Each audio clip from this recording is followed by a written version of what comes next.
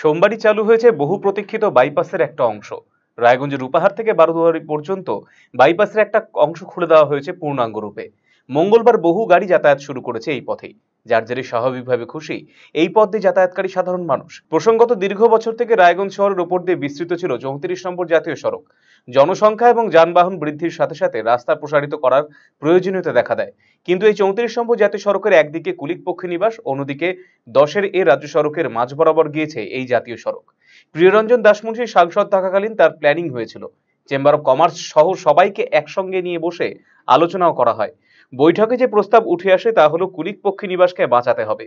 যানবাহন যাতায়াত এবং হর্ন বাজারে পাখিরা সমস্যায় পড়বে। তখনই শহরকে বাঁচাতে এবং রায়গঞ্জ শহরের পাশ দিয়ে বাইপাস রাস্তা নির্মাণের পরিকল্পনা গ্রহণ করা হয়। সেই পরিকল্পনায় অবশেষে বাস্তবায়িত হলো। ফলে শহরের মধ্যেখান দিয়ে যে 34 নম্বর জাতীয় সড়ক গিয়েছিল তার নাম পরিবর্তন করা হলো। নতুন বাইপাসের জাতীয় সড়কের নাম হলো 12 নম্বর জাতীয় সড়ক NH-12। দীর্ঘদিন থেকে বাইপাসের কাজ শুরু হয়েছিল। সোমবার থেকেই বাইপাসের একটা অংশ খুলে দেওয়া হয় যানবাহন চলাচলের জন্য। এতদিন রায়গঞ্জের ব্যস্ততম শিলিগুড়ি মোড়ে দীর্ঘ যানজট তৈরি হতো, বিশেষ করে অফিস টাইমে।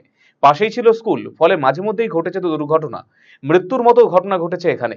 এখন বাইপাসের একটা অংশ চালু হয়, দূরপাল্লা যানবাহন সব ওই রাস্তা দিয়ে যাতায়াত করবে। ফলে শহরের যানজট নিয়ন্ত্রণ হবে অনেকটাই, যার জেরে সমস্যা থেকে স্বস্তি পেলেন রায়গঞ্জ শহরের সাধারণ মানুষ। এখানে এই বাইপাস দেখতে এসেছি। কি দেখলেন? এখানে দেখলাম যে চলছে গাড়ি, দুই সাইড থেকে ছেড়ে দিচ্ছে, খুব ভালো লাগলো দেখে। অনেকদিন ধরে তো আটকে ছিল। হ্যাঁ, অনেকদিন ধরে আটকে ছিল, এই হবে হবে করছিল, হচ্ছিল না। লাস্ট এই কালকে খুলেছে 11টার দিকে খবর পেলাম, এই এসেছিলাম দেখতে। কেমন লাগছে? খুব সুন্দর লাগছে। কি সুবিধা হলো এতে? এতে আমাদের ওদিককার যানজটটা অনেক কমে গেল। রাস্তা পার হতে গিয়ে মিনিমাম 5-7 মিনিট ওয়েট করতে হতো, আর বাচ্চা কাচ্চা নিয়ে বিশেষ খুব অসুবিধা। স্কুল যাতায়াতের ক্ষেত্রে তো চরম অসুবিধা, আর মাঝে মধ্যে অ্যাক্সিডেন্ট ঘটতো। এখন অনেকটাই রিলিফ পাওয়া গেল। এদিকে বাইপাস চালু হয়ে যাওয়ার কারণে যথেষ্ট খুশি যানবাহন চালকেরাও। আমি ডালখোলা যাচ্ছি। নতুন রাস্তার উপর দিয়ে যাচ্ছেন, কেমন লাগছে? আমি কালকে একবার গেছি, আজকে দ্বিতীয়বার যাচ্ছি আর কি। এতে তো আমাদের টাইমের একটা অনেকটা সুবিধা হলো, মানে টাইম যেখানটা আমাদের ওখানটায় আধা ঘন্টা বেশি লাগতো সেখানটা আধা ঘন্টা কম লাগছে। রাস্তাঘাটের ব্যাপারে তো জাম, তারপরে ধর রেলগেট, টাউনের ভিতর দিয়ে গেলে তো সেটা বুঝতে পারছেন কেমন জাম। তারপর ওয়ান ওয়ে যেটা, এটা আমাদের ফোর লাইনের উপর দিয়ে গেলে তো টাইমটা অনেকটা সেভ হবে। একটা সাইড যেটুকু মানে একটা সাইড খুলছে, একটা সাইড তো এটুকুর মধ্যেই একটা সাইড, তারপরে তো আবার ওদিকে মানে ক্লিয়ার হয়ে গেছে রাস্তা। কাজ চলছে, মানে ওদিকে তো সব ক্লিয়ারই আছে, মানে সেটা কিছুটা কাজ বাকি আছে এদের কাজের।